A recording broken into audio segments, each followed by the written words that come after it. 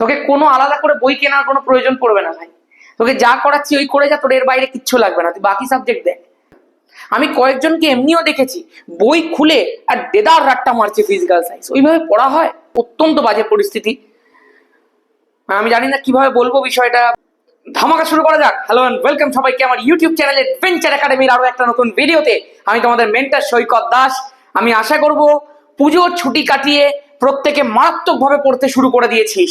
যারা যারা adventure academy YouTube চ্যানেলে পুজোর সময় পুজো স্পেশাল রিভিশন গুলো করেছিলি, তাদের কিন্তু আমি এইটুকু বলতে পারি পুজো বাকিদের থেকে আরো ভালো কেটেছে। দেখ, তোরা কেউ মানবি কেউ না মানবি, বা হয়তো প্রত্যেকেই মানবি, তোরা যে অবস্থায় ছিলি ভৌত বিজ্ঞানে, অ্যাডভেঞ্চার একাডেমি ইউটিউব চ্যানেল দেখার পর তোদের সেই অবস্থার অনেকখানি উন্নতি ঘটেছে। সেটা প্রচুর ছেলে মেয়ে আমাকে মেসেজ করে বলেছে। ইনফ্যাক্ট আজকে সকালেও একটি মেয়ে মেসেজ করে বললো। তো এই বিষয়টা যে আমি আনতে পেরেছি তোদের মধ্যে, এই যে ফিলটা তোরা পাচ্ছিস টেস্টের আগে, এটা একটা বিরাট বড় ব্যাপার। আগের বছরে আমার চ্যানেলটা আমি নভেম্বর মাসে শুরু করেছিলাম, সেই জন্য যারা আগের বছর মাধ্যমিক দিয়েছে ওরা টেস্টের পরে আমাকে পেয়েছিল, এবং আমি ওই সময়টাও চেষ্টা করেছিলাম নিজের সর্বস্ব দিয়ে চেষ্টা করার। প্রচুর পরিমাণ খেটেছিলাম, আর সেটা এই বছরের টেস্টের আগে থেকে করছি, সেকেন্ড সামেটিভ থেকে করছি সম্ভবত। তো আমি এইটুকু আশা করতে পারি যে আমার যে 23খানা 100 পাওয়ানোর বিষয় আছে, সেটা যেন আমি 50টা 100 রেকর্ডে নিয়ে যেতে পারি। সো আজকে আর নতুন করে কিছু বলবো না, তোরা প্রত্যেকে জানিস অ্যাডভেঞ্চার একাডেমি কিভাবে তোদের জন্য চেষ্টা করছে। এবং মাধ্যমিক ভৌত বিজ্ঞানের তোরা 3খানা সেকশন অলরেডি দেখে ফেলেছিস। তোদের এমসিকিউ ভিএসএকিউ মিলিয়ে মোট 36 নম্বর থাকে, এসএকিউ এর 18 নম্বর থাকে, এবং এলএকিউ এর 36 নম্বর থাকে। সব মিলিয়ে 90তে পরীক্ষা হচ্ছে। ওই এমসিকিউ ভিএসএকিউ এর যে 36 নম্বরের প্রশ্ন, সেখানে 36-এ 36 স্কোর করার জন্য অ্যাডভেঞ্চার একাডেমির এমসিকিউ ভিএসএকিউ সিরিজ চলে এসেছিল, যার প্রথম 4টে কিন্তু তোরা অলরেডি দেখে ফেলেছিস। প্রথম ভিডিওটার মধ্যে তো রেকর্ড পরিমাণ ভিউজ হয়েছে। এবার এই সিরিজটা কিছুদিন পুজোর জন্য বন্ধ ছিল, আবার এই সিরিজটাকে আমি রেগুলার শুরু করতে চলে এসেছি। আজকে চলে এসেছি এমসিকিউ ভিএসএকিউ এর লেকচার নাম্বার 5। আমি তোদেরকে বলে দিচ্ছি, তোরা রেগুলার করতে থাক। এই সিরিজটা অ্যাডভেঞ্চার একাডেমির ট্রেডমার্ক। এই সিরিজটা ইউটিউবে অ্যাডভেঞ্চার একাডেমি শুরু করেছে এরকম ইন্ডিভিজুয়ালি পার্ট করে করে করানো। এমসিকিউ ভিএসএকিউ চ্যাপ্টার ওয়াইজ করবি না কিন্তু এই মুহূর্তে, তার কারণ তুই ওগুলো পরে করতে পারিস, তুই ওগুলো আগে থেকে করতে পারতিস 10-এর।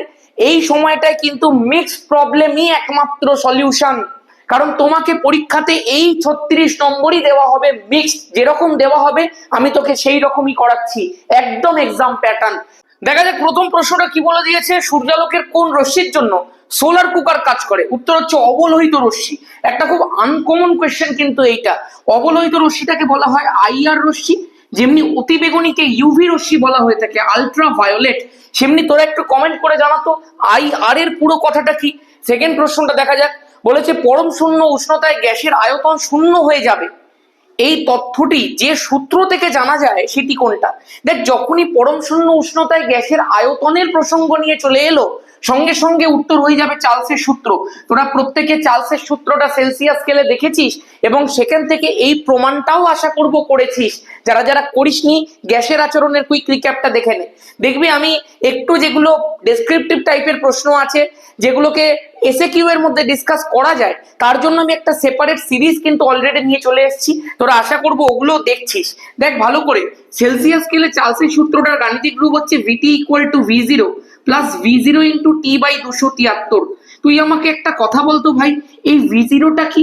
ভি0টা হচ্ছে 0 ডিগ্রি সেন্টিগ্রেড উষ্ণতায় গ্যাসের আয়তন। আচ্ছা, এই টি আর এই ভিটি, এদের দুজনের মধ্যে কি কোনো সম্পর্ক আছে? অবশ্যই আছে।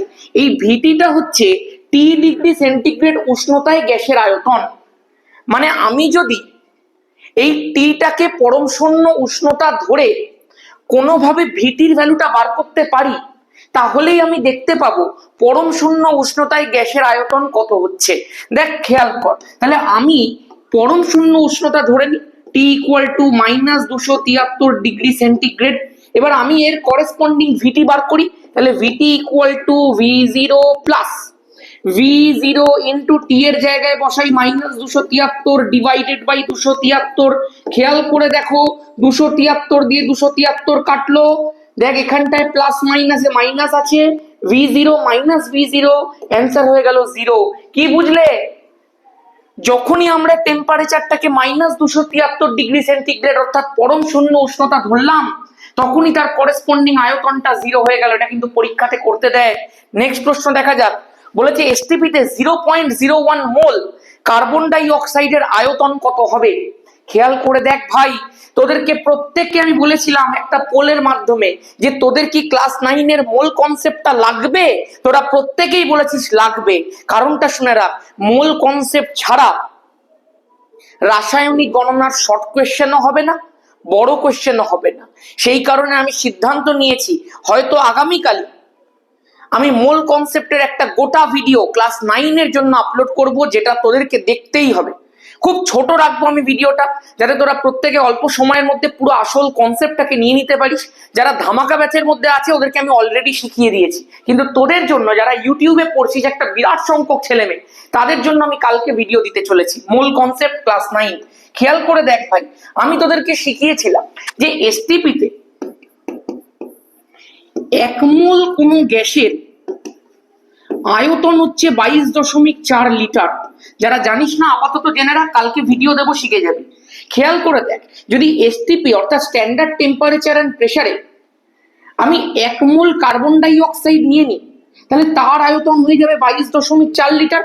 আমাকে বলে দিয়েছে এসটিপিতে 0.01 মোল কার্বন ডাই অক্সাইড নিতে, তাহলে 0.01 মোল কার্বন ডাই অক্সাইডের আয়তন কত হয়ে যাবে বল? 1 মোল থেকে 0.01 করতে গেলে 100 দিয়ে ভাগ করতে হয়, যাতে দুটো পয়েন্ট এদিকে সরে যায়, পয়েন্টটা যাতে দুটো ঘর বাঁদিকে সরে যায়। তাহলে এই দিকেও আমাকে 100 দিয়ে ভাগ করে দিতে হবে। তাহলে এই যে 22.4 আছে, পয়েন্টটা দুটো ঘর সরে গিয়ে 0.224 লিটার হয়ে যাবে। তাহলে এটাই হয়ে যাবে আমার correct option, option number C correct আছে ভাই। নেক্সট প্রশ্ন দেখা যাক। বলেছে θ1 - θ2 ডিভাইডেড বাই ডি, এই রাশিটা কোনটা? খেয়াল রাখবি এটা হচ্ছে উষ্ণতার নতি। Option number B is the correct option. Next বলেছে এফ ফোকাস দৈর্ঘ্য বিশিষ্ট কোনো একটা অবতল দর্পণের মেরু থেকে, মানে একদম মিডল থেকে 2f দূরত্বে, দেখ ভাই দর্পণের ক্ষেত্রে তো 2f হয় না, এখানে 2f বলতে বোঝাতে চেয়েছে বক্রতা ব্যাসার্ধ, অর্থাৎ বক্রতা কেন্দ্রটাকে এখানে ফোকাস করতে চাইছে, তাই না? তাহলে বক্রতা কেন্দ্রের মধ্যে যদি আমি রেখে দিই, তাহলে সেই বস্তুর প্রতিবিম্বের বিবর্ধন কত হবে তোকে জিজ্ঞাসা করেছে। তুই খেয়াল করে দেখ ভাই, তোরা প্রত্যেকে আমার আলোর যে ফার্স্ট পার্টের ভিডিওটা রয়েছে সেখানে দেখেছি যে যদি কোনো একটা বস্তুকে আমরা বক্রতা কেন্দ্রের মধ্যে রাখি, তাহলে সেই বস্তুর প্রতিবিম্বটাও বক্রতা কেন্দ্রেই তৈরি হয়, এবং সেই বস্তুটা এবং তার প্রতিবিম্বটা সমান আকৃতির হয়। তোরা তো প্রত্যেকে বিবর্ধন জানিস, বিবর্ধনকে লেখা হয় বস্তু, প্রথমে উপরে লিখি আমি প্রতিবিম্বের দূরত্ব বা প্রতিবিম্বের দৈর্ঘ্য ডিভাইডেড বাই বস্তুর দৈর্ঘ্য। এবার তুই চিন্তা করে দেখ, যখনই বক্রতা কেন্দ্রের মধ্যে রাখা হবে প্রতিবিম্বের দৈর্ঘ্য আর বস্তুর দৈর্ঘ্য তো সেম, সুতরাং উপরে আর নিচে সেম জিনিস থাকার জন্য অ্যান্সার হয়ে যাবে 1। সেই কারণে বিবর্ধনের মান কত হয়ে গেল? অপশন নাম্বার এ 1 হয়ে গেল। আশা করব ক্লিয়ার। নেক্সট, শূন্যস্থানে 4000 অ্যামস্ট্রং এবং 8000 অ্যামস্ট্রং তরঙ্গ দৈর্ঘ্যের আলোর বেগের অনুপাত কত হবে? খেয়াল করে দেখ, তোদেরকে আমি একটা জিনিস শিখিয়েছিলাম আগের কোনো একটা এমসিকিউ ভিএসকিউ এর ভিডিওর মধ্যেই মেবি বলেছিলাম, এরকম একটা ফর্মুলা রয়েছে v = n ল্যাম্ডা। এবার আমি একটা কথা বলি শোন, তোরা প্রত্যেকে আলোর ফার্স্ট পার্টটা দেখে দর্পণটাকে শিখে নিয়েছিস, প্রতিসরণ, লেন্স, প্রিজম, এই জিনিসগুলোকে কিন্তু তোদেরকে করাতেই হবে। এবং আমি সকলকে আশ্বস্ত করতে চাই আলোর পার্ট 2 আসবেই আসবে, হয় এই উইকে আসবে না হলে পরের উইকে আসবে। আমি জানি তোরা আলোর পার্ট 2-র জন্য উদ্গ্রীব হয়ে রয়েছিস, আমি দেবই আলোর পার্ট 2, তুই চিন্তা করবি না কোনো। এই প্রত্যেকটা জিনিস সেখানে আমি তোকে ব্রিফলি ডিসকাস করে দেবো। আচ্ছা তুই এবার আমাকে একটা কথা বল, এই যে v = n ল্যাম্ডা রয়েছে, আমাকে তো দুখানা তরঙ্গ দৈর্ঘ্য দিয়ে দিয়েছে, তাহলে আমি λ1 λ2 করে লিখি। সেই λ1 এর করেসপন্ডিং বেগ হচ্ছে v1। তোরা প্রত্যেকে জানিস কম্পাঙ্কের কিন্তু কোনো রকম পরিবর্তন হয় না, তাহলে v2 = আমি লিখতে পারি n × λ2। দুটো কেস আমি দেখিয়ে দিলাম। দেখ λ1 তার করেসপন্ডিং v1 আমি লিখি, λ1 এর ভ্যালু কত বল? 4000 অ্যামস্ট্রং। λ2 এর করেসপন্ডিং v2 লিখলাম, λ2 এর ভ্যালু কত বল? 8000 অ্যামস্ট্রং। এইবার আমি কি করব বল? এবার আমি এদের বেগের অনুপাতটা বার করব, মানে v1 / v2 করব।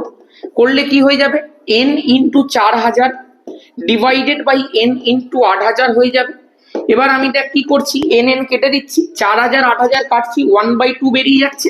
সুতরাং v1:v2 অ্যান্সার হয়ে গেল না, 1:2, গল্প শেষ। Option number A is the correct option. Complete. চলো নেক্সট প্রশ্ন দেখা যাক। বলেছে কোন পরিবাহীর দুই প্রান্তের বিভব পার্থক্যকে 3 গুণ করলে উৎপন্ন তাপ কত গুণ হবে? মারাত্মক, মার্ভেলাস, ফ্যান্টাস্টিক কোয়েশ্চেন।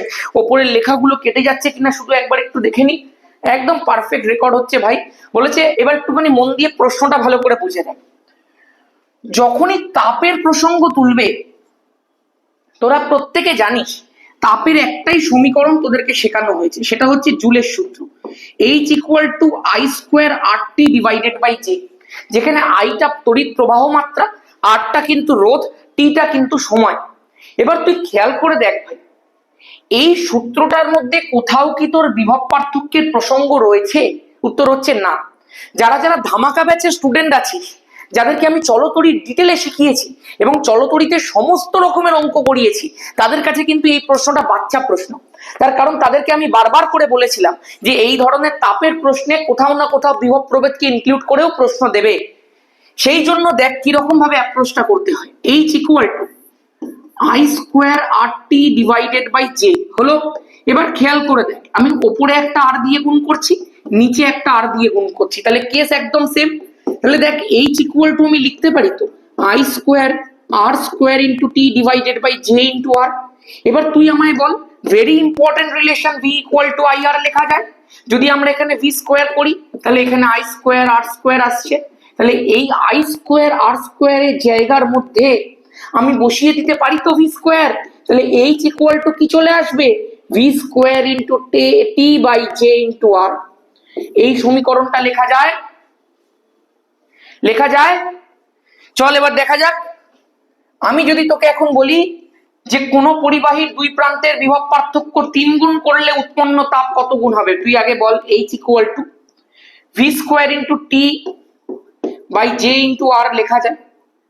আমি এটাকে H1 দিচ্ছি।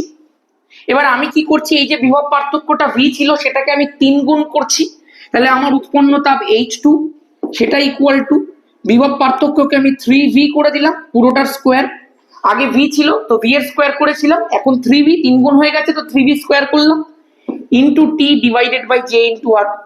খেয়াল করে দেখতো 3V স্কোয়ার মানে তো 9 into V square into T divided by J into R. তুই খেয়াল করে দেখ ভাই, V² into T divided by J into R, এই পুরোটা মানেই তো H1। তাহলে আমি কি লিখতে পারি বলতো, লিখতে পারি H2 equal to 9 into H1। তার মানে উৎপন্ন তাপ পূর্বের তাপের 9 গুণ হয়ে যাবে। Answer number, option number D is the correct option. আশা করবো কনসেপচুয়ালি শিখতে পারছিস তুই ফিজিক্যাল সায়েন্স। যদি কনসেপ্টস গুলো ভালো লেগে থাকে ভিডিওকে একটা লাইক করে দে, ধরে লাইক একটু কম ডাউন করিস ভাই। যাই হোক 10% লাইক করে ভিউজের থেকে। যাই হোক চল ভাই পরেরটা একটু দেখা যাক। বলেছে এক্স এবং ওয়াই বিভবযুক্ত দুটি বিন্দুর মধ্যে একটা একক ধনাত্মক আধানকে নিয়ে যেতে, এখানে একটা একক কথা যুক্ত করে দে, একক না হলে অঙ্কগুলো হয় না। একক ধনাত্মক আধানকে নিয়ে যেতে কত কাজ করতে হয় খেয়াল করে দেখ ভাই। আমি দেখবি তোদেরকে শিখিয়েছিলাম, যারা যারা ধামাকা ব্যাচে আছিস তাদেরকে চলতড়িৎ পুরোটা করিয়েছি এবং বাকিতে শর্ট কোশ্চেনের মাধ্যমে এসএকিউ এর মাধ্যমে শিখিয়েছি যে বিভব প্রভেদ বা বিভব পার্থক্য ইকুয়াল টু লেখা যায় কৃতকার্য ডিভাইডেড বাই আধান। এখানে যেহেতু একক ধনাত্মক আধানের প্রসঙ্গ তুলে দিয়েছে সেই কারণে আমরা আধানের মানটাকে একক ধনাত্মক হওয়ার কারণে প্রথমেই 1 করে দেব। এবার তুই আমাকে বল, আমাকে বলেছে এক্স আর ওয়াই বিভবযুক্ত দুটো বিন্দুর মধ্যে, মানে একটা বিন্দুর বিভব এক্স আরেকটা বিন্দুর বিভব আমার ওয়াই, আমাকে একটা যে কোনো আধানকে এক্স থেকে ওয়াইতে নিয়ে যেতে হবে। তাহলে আধান কখন প্রবাহিত হয় তুই বলতো, কোনো একটা উঁচু থেকে জল প্রবাহিত হয় তো, কেন প্রবাহিত হয় রে? উচ্চতার পার্থক্যের জন্য। যেহেতু একটা উঁচুতে একটা নিচুতে, সেই কারণে উঁচু থেকে নিচুর দিকে জল আসছে। তাহলে আধানটা প্রবাহিত হবে কিসের জন্য? বিভবের পার্থক্যের জন্য। এর বিভব এক্স, এর বিভব ওয়াই, নিশ্চয়ই বিভবের মধ্যে একটা পার্থক্য এক্স মাইনাস ওয়াই আছে। সেই বিভবের পার্থক্যের জন্যই আধানটা এক্স থেকে ওয়াই এর দিকে প্রবাহিত হচ্ছে। তোরা প্রত্যেকে জানিস উচ্চ বিভব থেকে নিম্ন বিভবের দিকে আদান প্রবাহিত হয়, যেমন করে উচ্চ উষ্ণতা থেকে নিম্ন উষ্ণতার দিকে তাপ প্রবাহিত হয়। তাহলে নিশ্চয়ই এক্স এর মান বড়, ওয়াই এর মান ছোট, সেই কারণেই আমরা লিখলাম এক্স মাইনাস ওয়াই। এটাই হয়ে গেল বিভবের পার্থক্য। তাহলে বিভব পার্থক্য বসিয়ে দিই আমি X minus Y equal to আমার কৃতকার্য ডাব্লিউ। তুই বুঝতেই পারছিস অ্যান্সার চলে এসছে তোর কাছে, X minus Y, option number C is the correct option. আর যেহেতু এককটা এসআই পদ্ধতিতে করছি সেই কারণে জুল বসানো আছে। ঠিক আছে, কমপ্লিট। নেক্সট, তড়িৎ ক্ষেত্র দ্বারা কোনটা বিচ্যুত হয় না? গামা রশ্মি হবে। ঠিক আছে, নেক্সট, যে মৌলগুলির পরমাণু ক্রমাঙ্কের মান 4, 12, 20, 38, 4 মানে হচ্ছে বেরিলিয়াম, ম্যাগনেসিয়াম, ক্যালসিয়াম, ক্ষারীয় মৃত্তিকা মৌল। নেক্সট, যে অণুটিতে নিঃসঙ্গ ইলেকট্রন জোড় নেই। এই ধরনের প্রশ্নগুলোর জন্যই জেই এবং নিটের ফাউন্ডেশন প্রয়োজন তোদের। দেখ, আমি বুঝতে পারছি না তোদের কতজনের জেই এবং নিটের ফাউন্ডেশন সত্যিই দরকার, কারণ আমার এই পুরো শিডিউলটা থেকে আমাকে, প্রথম কথা তোদের এই যে ভিডিওগুলো আমি করছি সেটাও কিন্তু আমার শিডিউল থেকে বাইরে এসেই আমি করি। আমি চাই যাতে প্রত্যেকটা স্টুডেন্ট ফিজিক্যাল সায়েন্সে ভালো নাম্বার পেতে পারে, এবং অবশ্যই তার পেছনে আমার একটা গভীর চক্রান্তও রয়েছে। আমার 23টা 100 আছে, 50টা করতে চাইছি এবছরে, সেই কারণে। তো যেটাই হোক, আমি ভাই অত্যন্ত খাটছি, বিশ্বাস কর। এই যে ফাইলগুলো, এগুলো সব আমি নিজে তৈরি করি। তুই ভাবিস না আমি কাউকে দিয়ে তৈরি করাই, শুধু থাম্বনেলটাই আমার অন্য কেউ তৈরি করে দেয়, আমার একটা স্টুডেন্ট তৈরি করে দেয়। আমি কিন্তু আমার ভিডিওর যে এডিট, যদিও এডিট খুব কমই করতে এডুকেশনাল ভিডিওতে, সেটাও আমি নিজেই করি, আপলোডও আমি নিজেই করি। সেই কারণে অত্যন্ত বিজি একটা শিডিউল থাকে। তোরা যদি চাস সত্যি জেই এবং নিট ফাউন্ডেশন তোদেরকে আমি করাই, রেকর্ডটা হচ্ছে সবার সম্মুখে বলছি আমি একদম, তাহলে প্রত্যেকে এই যে ভিডিওটা আমি দিচ্ছি সেই ভিডিওটার মধ্যে 500 কমেন্ট এবং 1000 লাইক, 1000 খানা লাইক, এইটাকে কমপ্লিট করে দে। আমি বুঝতে পেরে যাব ভাই তোদের জেই এবং নিটের ফাউন্ডেশনের প্রয়োজন। আমি তোকে কথা দিচ্ছি, যদি এইটা কমপ্লিট হয়ে যায়, আমি এই চ্যানেলেই জেই এবং নিট ফাউন্ডেশন শুরু করব, এবং এটা পশ্চিমবঙ্গে প্রথমবার অ্যাডভেঞ্চার একাডেমি ট্রেডমার্ক সিরিজ হয়ে যাবে, জেই এবং নিটের ফাউন্ডেশন। এই জিনিসটা আমি তোকে ইউটিউবের মধ্যে প্রথমবার এনে দেব, এবং কথা দিচ্ছি যেরকম ভাবে তোকে শেখাবো তোকে ওর বাইরে কিচ্ছু করতে হবে না, তোর বেসিক এমনি রেডি হয়ে যাবে। 11-12 কি কাঁপিয়ে দিবি। চল শুরু করা যাক, এটা কমপ্লিট করে আমাকে একটু বুঝিয়ে দে ভাই। দেখ কি বলে দিয়েছে, যে অণুটিতে নিঃসঙ্গ ইলেকট্রন জোড় নেই। দেখ, অ্যামোনিয়া যেটা রয়েছে, অ্যামোনিয়াতে নাইট্রোজেনের মাথার উপরে নিঃসঙ্গ ইলেকট্রন জোড় আছে। অ্যাসিটিলিনের মধ্যে কোনো নিঃসঙ্গ ইলেকট্রন জোড় নেই। এইগুলোকে ডিটেলে শেখাতে গেলে কিন্তু 11-12 এর কনসেপ্ট লাগবে। দেখ, যেটা হাইড্রোজেন ফ্লুরাইড আছে, হাইড্রোজেন ফ্লুরাইডে ফ্লুরিনের মধ্যে 3খানা নিঃসঙ্গ ইলেকট্রন জোড় আছে। জলের মধ্যে যদি তুই দেখিস, এই যে জল, সেখানে অক্সিজেনের মাথায় এরকম ভাবে 2খানা নিঃসঙ্গ ইলেকট্রন জোড় আছে। তার ফলে তুই বুঝতে পারছিস অ্যান্সার হয়ে যাবে কিন্তু অ্যাসিটিলিন। নেক্সট বলেছে, কপার ধাতু তড়িৎ পরিশোধনের সময় অ্যানোড মাঠে যে ধাতুটি অনুপস্থিত থাকে সেটি কি? আয়রন, কারণ সোনা, রূপো, প্ল্যাটিনাম সবই থাকে। চল নেক্সট, হাইড্রোজেন ক্লোরাইড গ্যাসের সঙ্গে অ্যামোনিয়ার বিক্রিয়া কোনটা উৎপন্ন হয়? দেখ ভাই, HCl এর সঙ্গে অ্যামোনিয়ার যদি বিক্রিয়া তুই করাস, সেখান থেকে তৈরি হবে অ্যামোনিয়াম ক্লোরাইড। কিভাবে দাদা? এই তো NH3 আছে, তার সঙ্গে একটা এই জুড়ে হয়ে গেল NH4, তার সঙ্গে Clটা থেকে গেল। এই যে অ্যামোনিয়াম ক্লোরাইড যেটা রয়েছে, সেটা একটা সাদা রঙের ধোঁয়া, একটা কঠিন পদার্থ ভাই। দুটো গ্যাসের বিক্রিয়ায় একটা কঠিন পদার্থ উৎপন্ন হওয়ার এক্সাম্পল এটা। তাহলে অ্যান্সার হয়ে যাবে সাদা ধোঁয়া। নেক্সট, গিপসাইট কোন ধাতুর আকরিক? অ্যালুমিনিয়ামের। নিচে সংকেতটা লিখতো কমেন্ট করে প্রত্যেকে। নেক্সট, অসম্পৃক্ত হাইড্রোকার্বন কোনটা? দেখ ভাই, এই প্রশ্ন তোদেরকে আমি বহুবার শিখিয়েছি। যারা যারা এগুলোকে জানিস না, আমার জৈব রসায়নের পার্ট 1 পার্ট 2 দেখে নে, তুই শিখে যাবি এগুলো সব। তাহলে ভাই ভালো নাম্বার করতে পারবি, বিশ্বাস কর। অসম্পৃক্ত হাইড্রোকার্বন অ্যালকেন বাদ দিয়ে বাকি দুজন, অর্থাৎ অ্যালকিন এবং অ্যালকাইন। যারা যারা এগুলো জানিস না এক্ষুনি দেখে নে, এর অ্যান্সারটা নিচে কমেন্ট করো তো। চলো, আমাদের এমসিকিউ টাইপের সবকটা প্রশ্ন কমপ্লিট হয়ে গেছে। এবার আমরা একটুখানি চলে আসি ভিএসএকিউ টাইপের প্রশ্নের মধ্যে। আমি তোকে এইটুকু বলতে পারি, দেখ, যারা যারা এমসিকিউ গুলো পারছিস তারা তো খুব ভালো ব্যাপার। আমি অলরেডি প্রচুর প্রশ্ন তোদেরকে ডিসকাস করিয়েছি। মিক্সড প্রবলেম বাদ দিয়ে আর কিচ্ছু এই মুহূর্তে নয়, প্রচুর সময় নষ্ট হয়ে যাবে ভাই। মিক্সড প্রবলেম কর, তুই ফুল মার্কস পাবি, আমি তোকে কথা দিচ্ছি। শোন ভালো করে, যদি ফিজিক্যাল সায়েন্সে প্রপার নাম্বার পেতে চাস, আমি তোকে বারংবার করে বলছি, প্রপারলি এমসিকিউ, ভিএসএকিউ, এসএকিউ, এলএকিউ কে প্রপার প্রিপারেশন কর। অ্যাডভেঞ্চার একাডেমিতে তোকে আমি একদিক থেকে পুরো কভার করিয়ে দিচ্ছি, আরেকটা দিক কভার করার জন্যই কিন্তু আমি এনেছি ধামাকা ব্যাচ। তোরা প্রত্যেকেই, প্রচুর সংখ্যক ছেলে মেয়ে অলরেডি জানিস, অনেকেই ভর্তি হয়ে গেছে, কিন্তু কিছু ছেলে মেয়ে যারা ভর্তি হয়নি তাদেরকে আমি বলছি ভাই, এই ধামাকা ব্যাচটা টোটাল প্রাইসটা 999 রাখা হয়েছে, টোটাল ব্যাচ। মানে আপ টু মাধ্যমিক তুই যা পড়াশোনা করবি সবই 999 টাকার মধ্যে, তোকে এক্সট্রা করে কোনো টাকা এর মধ্যে দিতে হচ্ছে না। সেই কারণে যারা ভর্তি হোসনি ভর্তি হয়ে যায়। এখানে কিন্তু দেখ আমরা চলতরি ডিটেলে করিয়ে দিয়েছি, আমরা কিছুদিন পর থেকে গ্যাসের আচরণ শুরু করে তার ডিটেল অঙ্ক করাবো। চলতরিতে সমস্ত ধরনের অঙ্ক শেষ, রাসায়নিক গণনা শেষ, জৈব রসায়ন শেষ, পর্যায় সারণী শেষ করে প্রবলেম প্র্যাকটিস ডান। আমার একটা ফ্রি হোয়াটসঅ্যাপ গ্রুপ আমি নিচে দিচ্ছি, একটা হোয়াটসঅ্যাপ গ্রুপ অলরেডি ফুল হয়ে গেছে, ওই জন্য ওখানে জয়েন করা যাচ্ছে না। সেকেন্ড হোয়াটসঅ্যাপ গ্রুপ আমি ক্রিয়েট করেছি, ওটা দিচ্ছি, তুই ঢুকে যে কোনো ধামাকা ব্যাচের স্টুডেন্টকে তুই জিজ্ঞাসা করে নিতে পারিস যে ওখানে কি লেভেলের পড়াশোনা হচ্ছে। বাকি আমি আর কিছু বলবো না ভাই, তোরা চাইলে এখানে ভর্তি হ, যদি কেউ ভর্তি হতে পারিস বা ভর্তি হতে চাস তাহলে 6289360364 এই নাম্বারটার মধ্যে আমাকে হোয়াটসঅ্যাপ কর, আমি তোকে সব ডিটেলস পাঠিয়ে দিচ্ছি। ঠিক আছে, ব্যাস এই বলবো ভাই, এইটুকু তোকে আমি কথা দিতে পারি, যা করাবো তার বাইরে তোকে আর কিচ্ছু করতে হবে না। 95 থেকে 100 যে গোল্ডেন বেল্টটা রয়েছে তুই ওখানে প্রবেশ করবি যদি তুই আমার প্রত্যেকটা জিনিসকে করে যাস, আর যদি ভাগ্য তোর ভালো থাকে তুই 100 পেয়ে যাবি, যেটা প্রচুর ছেলেমেয়েকে অলরেডি আমি পাইয়েছি।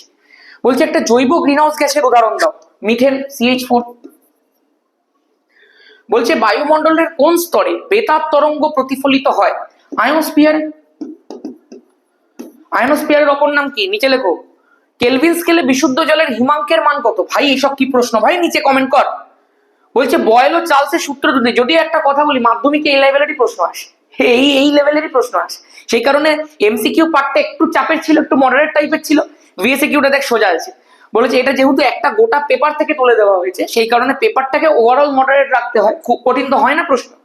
বয়েল এবং চার্লসের সূত্রটিতে যে ভৌত রাশিকে ধ্রুবক ধরা হয়, দেখ ভাইয়া এখানে একটা কায়দা শেখাই তোদেরকে, যারা আমার ওই কুইক রিক্যাপটা দেখেছে তারা অলরেডি জানে। বয়েলের সূত্রে কার কার মধ্যে সম্পর্ক রে? পি এবং ভি এর মধ্যে সম্পর্ক। চার্লসের সূত্রে কার কার মধ্যে সম্পর্ক? ভি এবং টি এর মধ্যে সম্পর্ক।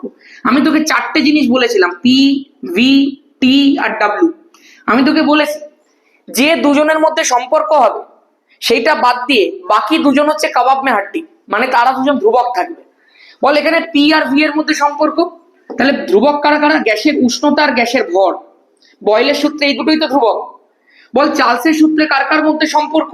আয়তন আর উষ্ণতার মধ্যে, তাহলে ধ্রুবক কারা? গ্যাসের চাপ আর গ্যাসের ভর। হয়ে গেল, তাহলে দুটোর মধ্যেই তুই ইন্ডিভিজুয়াল করে করে কমন ধ্রুবক কোনটা পেলি? গ্যাসের ভর পেলি, তাহলে অ্যান্সার হয়ে গেল দুটোর মধ্যেই কমন ধ্রুবক গ্যাসের ভর। নেক্সট, লোহা, ইনভার এবং তামার মধ্যে সব থেকে কম দৈর্ঘ্য প্রসারণ গুণাঙ্ক কোনটা? এটা কিন্তু একটা VVI প্রশ্ন, হ্যাঁ, ইনভারের।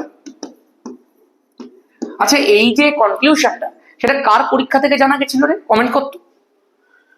বলছে আলোকের বিচ্ছুরণের একটি প্রাকৃতিক উদাহরণ দাও। রামধনু। এটা দেখবি আমি একটা শর্টস এর মধ্যে তোদেরকে লিখতে বলেছিলাম, কয়েকটা ছেলে মেয়ে ভুলভাল লিখেছিলি ভাই। বিচ্ছুরণ আর বিক্ষেপণ এই দুটো জিনিসের মধ্যে কিন্তু একটু তফাৎ আছে।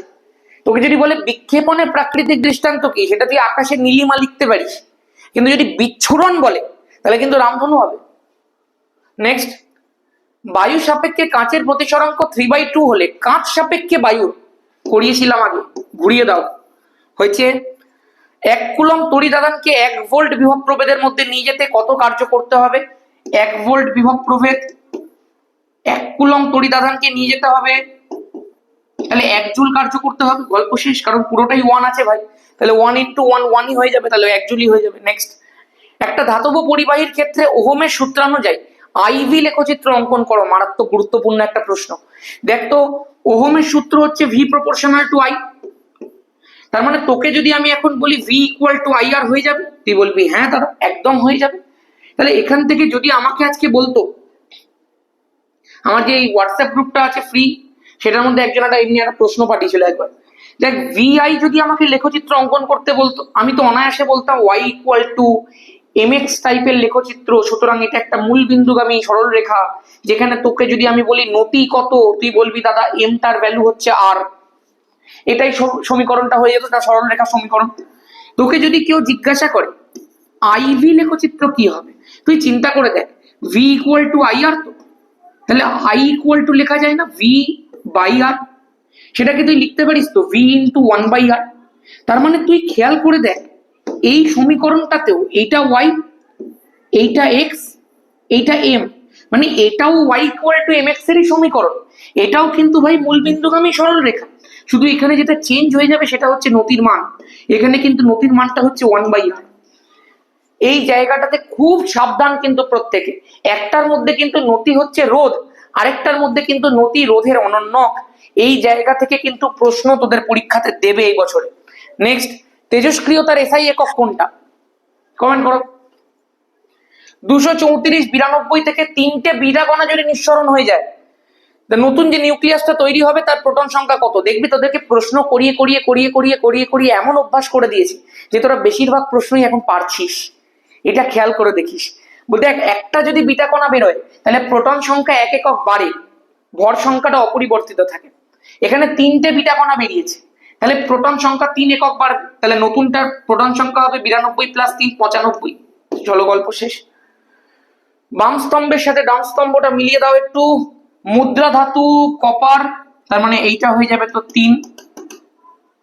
ল্যান্থানাইট মৌল সিরিয়াম, সিরিয়ামের সংকেতটা দেখে নে ভাই। মনে রাখবি ল্যান্থানাইট শ্রেণীটা হচ্ছে সিরিয়াম থেকে শুরু করে লুটেশিয়াম অব্দি, 58 থেকে শুরু করে 71 অব্দি। তাহলে সিরিয়ামটা প্রথম ল্যান্থানাইট, এইটার তোর হচ্ছে তাহলে হয়ে গেল 4 হয়েছে। অ্যামালগামের একটা আবশ্যিক উপাদান পারদ, তাহলে এটা হয়ে গেল তোর 1। গ্যালভানাইজেশনে যে ধাতুর প্রলেপ দেওয়া হয় জিঙ্ক, তাহলে এটা হয়ে গেল তোর 2। নেক্সট বলছে গাঢ় H2SO4 একটা মৃদু তড়িৎ বিশ্লেষ্য। হ্যাঁ, মারাত্মক প্রশ্ন, সত্য। এখন অনেকে বলি দাদা তুমি কি করলে, তুমি তো বহুত বাজে লোক আছো, এটা কি করে হতে পারে? আর সত্যি ভাই, গাঢ় H2SO4 একটা মৃদু তড়িৎ বিশ্লেষ্য, লঘু H2SO4 একটা তীব্র তড়িৎ বিশ্লেষ্য। চল দেখ, ZnCl2 হচ্ছে একটা ড্যাশ তড়িৎ বিশ্লেষ্য। ফাটাফাটি ফ্যান্টাস্টিক লেভেলের প্রশ্ন। তুই হয়তো বলবি দাদা ZnCl2 একটা লবণ, এবং লবণ মাত্রেই সেটা একটা তীব্র তড়িৎ বিশ্লেষ্য হওয়ার কথা। বাট খেয়াল রাখ, ZnCl2 একটা এক্সেপশনাল কেস, এটা কিন্তু একটা মৃদু তড়িৎ বিশ্লেষ্য পদার্থ। এই প্রশ্নগুলো তুই অ্যাডভেঞ্চার একাডেমিতে পাবি। আমি তোকে কথা দিয়েছি না, যা করাবো তার বাইরে কিচ্ছু দেবে না, তোকে এভরি টাইপের প্রশ্ন আমি কভার করাবোই করাবো। তোকে কোনো আলাদা করে বই কেনার কোনো প্রয়োজন পড়বে না ভাই। তোকে যা করাচ্ছি ওই করে যা, তোর এর বাইরে কিচ্ছু লাগবে না, তুই বাকি সাবজেক্ট দেখ। ফিজিক্যাল সায়েন্স মানেই অ্যাডভেঞ্চার একাডেমি, 11-12 কেমিস্ট্রি মানেই অ্যাডভেঞ্চার একাডেমি। গ্যারেন্টি আমার, যা করাবো তার বাইরে কিছু আসবে না। এবং এই গ্যারেন্টিটা আমি একদিনে তৈরি করিনি, প্রচুর পরিশ্রম করতে হয় ভাই। তোরা যে প্রশ্ন 1 বছরের মধ্যে তোরা যে প্রশ্ন ঘাটিস, কত প্রশ্ন ঘাটবি? 200, 300, 400, 500, 1000 প্রশ্ন ঘাটবি। আমি এই 6-7 বছর ধরে এই প্রশ্ন ঘেটেই আসছি। চল এদিকে দেখ, তড়িৎ বিশ্লেষণের সময় কোন প্রকার তড়িৎ চালনা করা হয়? ডিসি প্রবাহ চালনা করা হয় ভাই। নেক্সট, ওলিয়ামের সংকেত পাইরোসালফিউরিক অ্যাসিড, তাই তো? H2S2O7। আরেকটা নাম কি নিচে লেখো। পরেরটা, ইউরিয়া উৎপাদনে অন্তর্বর্তী পদার্থ রূপে কি তৈরি হয়? ভাই হেভি প্রশ্ন। দেখ, ইউরিয়া উৎপাদন করার সময় 2 আয়তন অ্যামোনিয়া নেওয়া হয় এবং 1 আয়তন কার্বন ডাই অক্সাইড নেওয়া হয়। কন্ডিশনটা দেওয়া হয় 150 বায়ুমণ্ডলীয় চাপ, 200 থেকে 210 ডিগ্রি সেন্টিগ্রেড উষ্ণতা। যখনই তুই দিবি, তোকে আমি শিখিয়েছি, এটা একটা কুইক রিক্যাপের মধ্যে, তাও এখানে একবার শিখিয়ে দিই। প্রথমে একটা হাইড্রোজেন কমা নিয়ে কমিয়ে লেখ NH2 হলো। এরপরে কার্বন ডাই অক্সাইডটাকে তুই লেখ COO হলো। এবার যে হাইড্রোজেনটা কমিয়েছিলি সেটা আবার এর মধ্যে ঢুকিয়ে দিই, হয়ে গেল NH4। এই যে পদার্থটা তুই তৈরি করতে পারলি, এইটার নাম হচ্ছে অ্যামোনিয়াম কার্বামেট। এটাই হচ্ছে ইউরিয়া উৎপাদনের অন্তর্বর্তী পদার্থ। এর পরের স্টেপে কি হয়? NH2 COO NH4, এখান থেকে জাস্ট জল বেরিয়ে যায়। কিভাবে? এই যে দেখ H4 আছে, এখান থেকে 2টো হাইড্রোজেন বেরিয়ে যায়, এখান থেকে 2টো O থেকে 1টা O বেরিয়ে যায়। তাহলে মধ্যে কথা বেরিয়ে গেল কি? জল। কি পড়ে থাকলো বল? NH2, 2টো O ছিল, 1টা O পড়ে গেল মানে CO, 4টা হাইড্রোজেন ছিল, 2টো বেরিয়ে গেল, তো 2টো পড়ে থাকলো NH2। এটা হয়ে গেল ইউরিয়া এবং তার সঙ্গে তৈরি হলো জল। কমপ্লিট। এই প্রসেসগুলো আমি নিজে তৈরি করেছি ভাই। স্টুডেন্টদের মানসিকতাটা বুঝতে বুঝতে বুঝতে বুঝতে আমি এইটুকু বুঝতে পেরেছি ওরা কি বললে বোঝে। এবং আমি এই জিনিসটা কন্টিনিউ এই জন্যই করব, কারণ আমি চাই প্রত্যেকে যেন প্রপার প্রিপারেশন করে যেতে পারে। খুব বাজে প্রিপারেশন হয় বিশ্বাস কর ফিজিক্যাল সায়েন্সের ছেলে মেয়েদের, মানে এত খারাপ প্রিপারেশন করে কয়েকজন, তুই চিন্তা করতে পারবি না। আমি কয়েকজনকে এমনিও দেখেছি বই খুলে আর দেদার রাট্টা মারছে ফিজিক্যাল সায়েন্স। ওইভাবে পড়া হয়? তুই পরীক্ষার হলে কি কিচ্ছু পারবি ভাই? তুই কিছুই পারবি না। যে ধরনের আজকে এমসিকিউ গুলো করালাম, ভাবতো অমনি প্রশ্ন মাধ্যমিক গেলে কি করতিস তুই? বলছে অ্যাসিটিলিন অণুতে বন্ধন কোণের মান কত? ভাই অ্যাসিটিলিন মানে এইটা মনে রাখ। অ্যাসিটিলিনের ক্ষেত্রে এই যে বন্ধন কোণগুলো সেটা 180 ডিগ্রি হয়, ইথিলিনের ক্ষেত্রে 120 হয়, আর মিথেনের ক্ষেত্রে কত হয় কমেন্ট করে জানা। বলেছে প্রোপান 1 অল এবং প্রোপান 2 অল পরস্পরের কোন ধরনের সমবায়ক? এই এক্সাম্পলে আমি করিয়েছি আমার ভিডিওতে।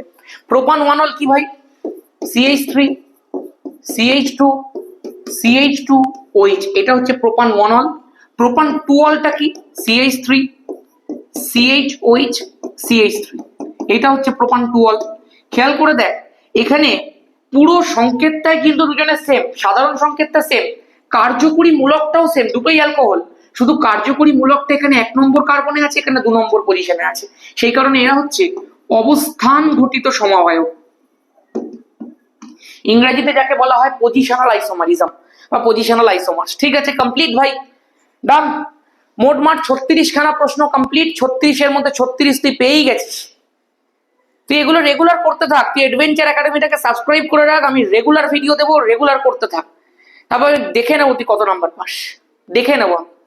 এসে কিউ দেবো, এরপরে এসে কিউ 2টো ভিডিও দিয়ে দিয়েছি, করে নে গিয়ে। ওয়ান শর্টস গুলো যেগুলো দেওয়া আছে কর, কুইক রিক্যাপ গুলো কর, 15 মিনিট রিভিশন দেওয়া আছে ওগুলো কর, আর ধামাকা ব্যাচের মধ্যে ভর্তি হ। দেখে নেবো ফিজিক্যাল সায়েন্সে কি করে 95+ না ওঠে। এভারেজ স্টুডেন্টদের 90+ উঠবে ভাই, এভারেজ স্টুডেন্টদের। আর যারা কিছুই পড়িসনি তারা চেষ্টা কর 80 পাওয়ার। এখন থেকে পড়লেও হয়ে যাবে, আমি তোকে বলছি শোন, যেভাবে তোকে বলে দিয়েছি রোডম্যাপ ভিডিওটা সেভাবে পড়, তুই পেয়ে যাবে। দিন প্ল্যান এক করে দিতে হবে পুরো। আর যারা অতিরিক্ত ভালো প্রিপারেশন অলরেডি করে রেখেছিস তাদেরকে আমি 100 পাইয়ে দেখাবো। তুই কর শুধু একবার, 95 থেকে 100-র গোল্ডেন বেল্টে তোকে আমি ঢুকিয়ে দেবো, গ্যারেন্টি আমার। আর যারা একটু হাফ লেভেলে আছিস তুই পড় ভাই, যা বলছি তাই কর, 90+ তুই পেয়ে যাবি। আমি নিজে 90+ পেয়ে তোকে বলছি, আর প্রচুর ছেলে মেয়েকে 195+ পাইয়েছি। চল এক্সট্রা করে আজকে আর কিছু বলবো না। যারা ধামাকা ব্যাচের মধ্যে ভর্তি হতে চাস 6289360364 অবশ্যই কন্ট্যাক্ট করিস, কল করিস না, হোয়াটসঅ্যাপে মেসেজ করিস, আমি তোকে ভর্তি করিয়ে দিতে পারবো, কোনো সমস্যা নেই। শুধু একটা কথা খেয়াল রাখবি, পড়াশোনার ইচ্ছাটা থাকতে হবে ভাই। ওই আমাকে তুমি ফোন করলে মেসেজ করলে দাদা আমি 100 পাবো, তারে পাবি না রে তুই, ওই করে তুই কোনোদিন পাবি না। তুই যদি এটা বলিস দাদা আমার সব কমপ্লিট, তুমি যা বলেছো আমি সব করে নিয়েছি, এবার আমি 100 পাবো, তো তুই পেয়ে যাবি। এইটা বলে দেখা। আমি তোকে এইটুকু বলতে পারি, রোদ ঝড় বর্ষা জঙ্গল যেখানে চলে যা তুই ভৌত বিজ্ঞান যদি যেরকম বলছিস সেরকম করিস, তোর যেখানে তুই যে বোর্ডের মধ্যে থাকিস তুই 100 পেয়ে যাবি। 95+ তো এমনি পাবি। উত্তরবঙ্গে দুর্যোগ চলছে, উত্তরবঙ্গে যে ছেলেমেয়েরা আছিস আমি জানি তোরা খুব কষ্টের মধ্যে আছিস, আমি জানি না কতজন দেখছিস অলরেডি ভিডিওটা উত্তরবঙ্গ থেকে, কারণ উত্তরবঙ্গে অত্যন্ত বাজে পরিস্থিতি। আমি জানি না কিভাবে বলবো বিষয়টা, মানে এটা প্রকৃতির রোষ, সমস্ত কিছু উত্তরবঙ্গের ওপর কেন জানি না পড়ছে এমনি করে। তো সাবধানে থাকিস তোরা প্রত্যেকে, খুব তাড়াতাড়ি সিচুয়েশন উন্নত হবে আমি আশা রাখি, ভগবানের কাছে এটাই প্রার্থনা করি। সবাই সুস্থ থাকিস এই সময়, সবার খেয়াল রাখিস, সাবধানে থাকিস, ঠিক আছে? বাকিদের সবাইকে বেস্ট অফ লাক, সবাই ভালো করে পড়। আজকের মতো এখানেই টাটা।